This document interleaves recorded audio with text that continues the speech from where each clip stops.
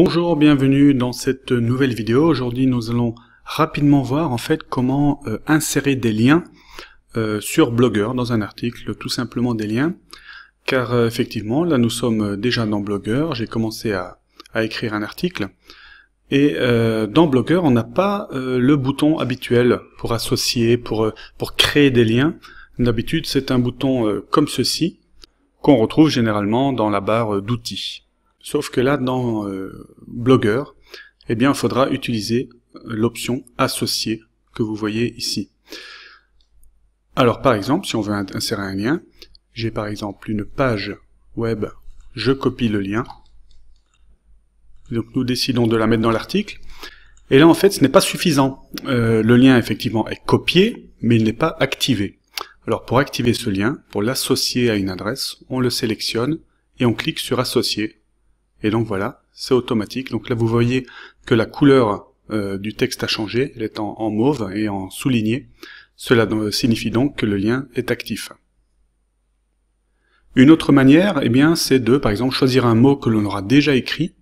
Si l'on ne veut pas voir toute cette longue adresse, on choisit le mot, on clique sur associer, et là on nous demande quel est le lien vers lequel le clic sur ce mot va renvoyer.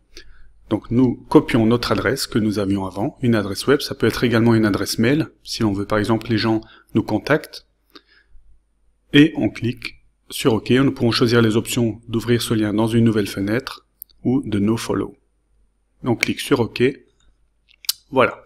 Donc les gens, quand ils viendront sur l'article, ils cliqueront sur le mot ici et seront renvoyés directement sur la page. Si l'on souhaite maintenant intégrer une balise iframe, alors une balise iframe, c'est du contenu extérieur à notre site. Nous avons d'ailleurs vu un exemple dans un autre tutoriel sur les Google Slides où je vous montrais comment les publier et les imprimer.